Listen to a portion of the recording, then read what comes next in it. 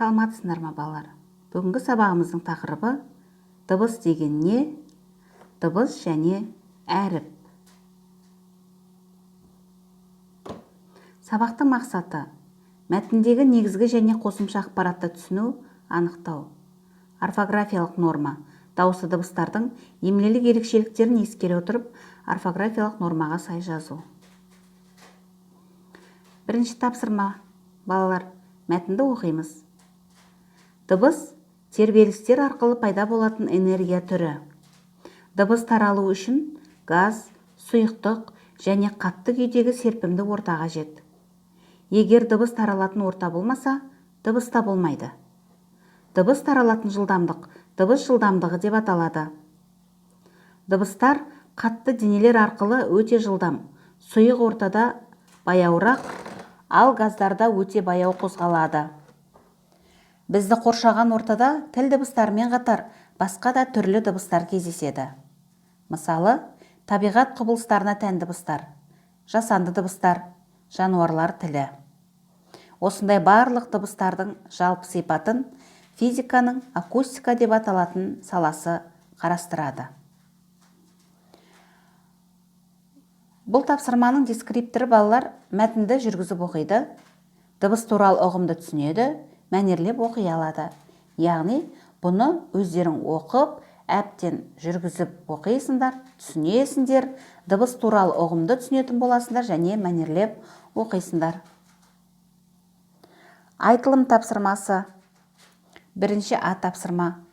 Мәтін мазмұны бойынша төмендегі сұрақтарға жауап беріңдер. Яғни, бірінші тапсырманы оқыдық, енді сол бойынша сұрақтарға жауап береміз. Дыбыс дегеніміз не? Табиғатта дыбыстың қандай түрлері кездеседі? Дыбыстардың таралу жылдамдығы неге байланысты?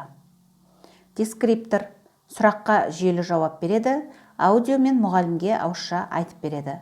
Яғни, балалар, бұл тапсырманы мен сендерден аудио түрінде күтетін боламын. Сосын ескертетін нәрсе, балалар, сұрақтарды ұмытып қалып тұрсаңдар, мына видеоны тоқтатып қойып, сұрақтарды жазып алсаңдар болады. Дыбыс пен әріп. Грамматикалық сабағымызға көшеміз. Дыбыс дыбыстау мүшелерінің қатысуымен жасалады және құлаққа естіледі. Дыбыс сөз құрайды және сөздің мағынасын анықтайды.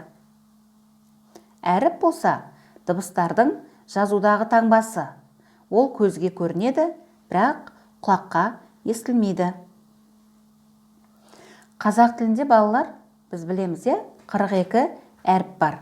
Олардың 28-і қазақ тілінің төл дыбыстарын таңбалайды екен.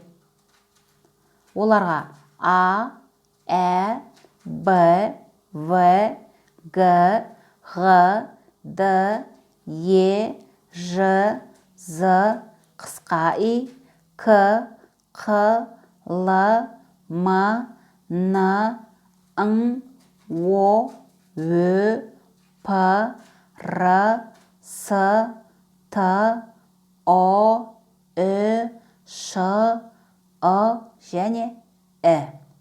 Қалғаны Ф, Х, Ц, Ч, Ш, әріптері сырттан енген сөздерді таңбалау үшін қолданылады. Я, Ю, Йо, У, И әріптері бірнеше дыбыстың қосындысын таңбалайды.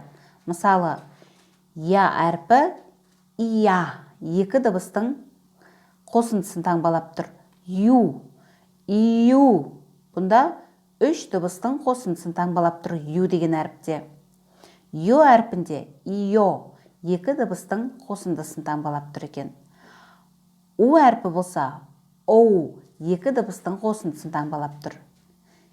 И әрпі екі И деген кейде И деген екі дыбыстың қосындысын таңбалайды екен. Ал жіңішкелік және айыру әріптерінің дыбыстық мәні жоқ. Олар тек сөздің арасында жіңішкелік немесе айыру белгісін ғана білдіреді.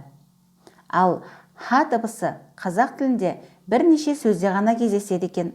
Мысалы, қаһарман, гауһар. Енді балалар, жазылым тапсырмасына көшеміз. Екінші тапсырмасы. Берілген сөздерде қанша әріп, қанша дыбыс бар дейді.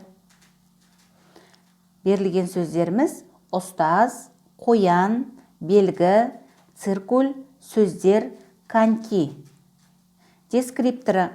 Берілген сөздегі әріп санын анықтайды. Сөздердегі дыбыс санын ажыратады, көркем жазады. Балалар, бұл тапсырмаларды дәптерге жазып, қанша әріп, қанша дыбыс бар екендігін нақтылап жазатын боламыз. Мысалға, ұстаз деген сөзде 5 әріп, 5 дыбыс бар. Солай етіп жазасыңдар.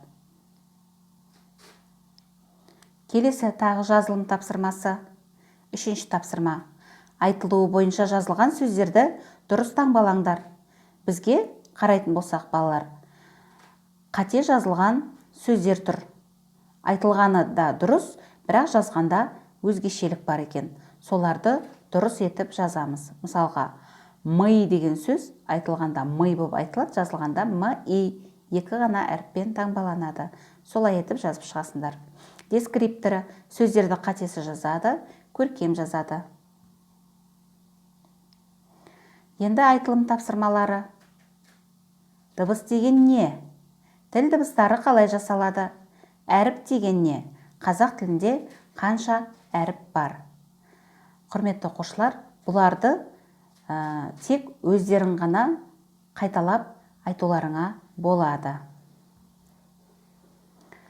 Бүгінгі сабақ осымен аяқталды, балалар. Сау, саламат болыңдар. Сұрақтарың болса, әсіресе грамматикалық тақырыпта сұрақтарың болса, маған қойыңдар, мен жауап беремін. Сау, саламат болыңдар.